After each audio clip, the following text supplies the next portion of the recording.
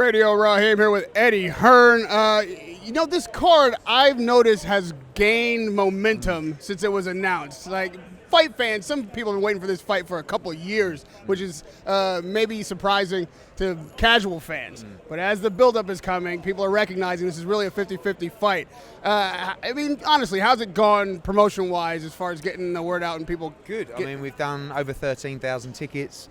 We'll do another 1,000 or so. I think we have close to 15,000 in there. 16.5 is the sellout at the O2. It'll be very close to sold out.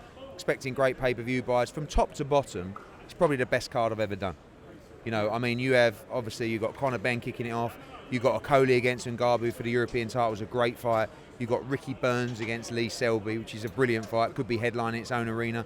You've got Chisora against Price, which every man on the street is talking about. And then you've got Progress against Taylor, another great fight as well. So, to this day.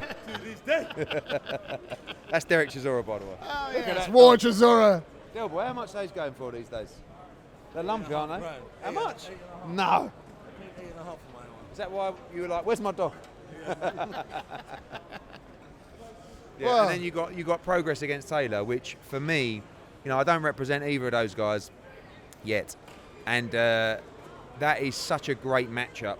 It can't be anything but a brilliant fight. With the styles, with the way Josh Taylor fights, with the Ruiz Regis Progress fights, I've gone backwards and forwards on it. When it was announced, I was there ringside when Josh Taylor boxed Barancic. Thought it was excellent. I've got to know Regis a little bit while he's been here. He's been here 3 weeks. They've spent their own money doing that.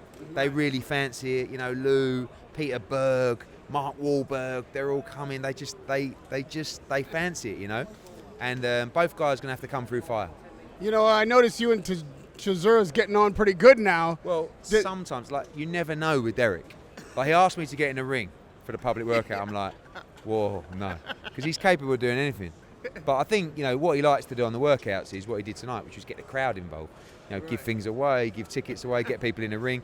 Because he says to me, what do they want to watch me do 3 minutes of shadow for? I'm like, yeah, you're probably right, But he knows how big this fight is, because really the winner of Chisora Price is going to be in a massive fight in 2020. And you know what? This is a massive fight. In Britain, this is a massive fight. Everybody's walking down the streets, heavyweights. Chisora's so popular. Price is so popular. He's coming off the back of 3 domestic wins. Chisora's teamed up with David Haye, just knocked Arthur Spilker clean out in his last fight. To be fair, this could be Price Chisora main event for sure. Main event quality. That's what he wants it to be. Yeah. But you know what? All the fights on the undercard can headline events on a Saturday night fight night, and most of them sell out arenas on their own. Burns against Selby up in Scotland or Cardiff is an instant sellout. Lawrence Okoli against Ngannou is a big fight in London. Conor Ben's super, super popular. Chisora Price is huge on its own. And of course, Taylor against Progress in Scotland sells out as well. So it's got everything, this card. It really has. And it's one of those where you just sit down and you just watch it, you take it in, you enjoy it, you get great value for money, and you see the brilliance of boxing. You talk about the 2020 prize for the winner of Price Chisora. They've already kicked off between Chisora and Usyk about a possible matchup. Is that possibly the prize? I think Usyk is so big in the UK that Usyk against Price or Chisora is a massive fight. I act on instructions from Usyk, which is my next fight's for the World Heavyweight title, for the WBO title. I'm mandatory, and that's what I'm going to do. Depending on what happens with that, if he wanted to go in February against the winner of that, I would do that in a heartbeat. It's a great fight.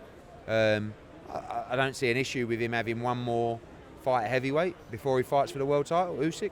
But right now, I'm being told they want to go straight to the World Heavyweight title, and that's what I'll deliver for him. But how realistic is that if Joshua wins, which I'm sure you're hoping and expecting will happen, there's no chance of a rubber match? I don't think so, no.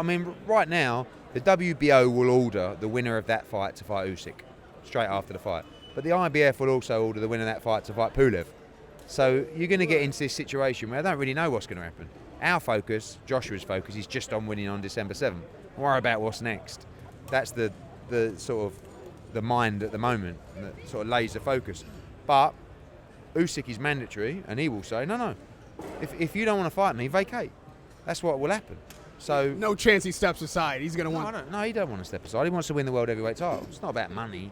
He's got money. he's already got legacy. He's the undisputed cruiserweight world champ. Now he wants to be the undisputed heavyweight world champ.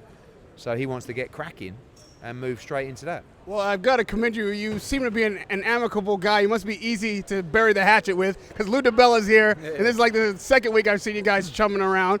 So if, say, Ruiz were to beat Joshua again, which definitely changes the dynamic of the heavyweight division, how easily do you think it'll be to get your guy, a different guy, a shot at that unified title? It'll be ordered to by the by the WBO.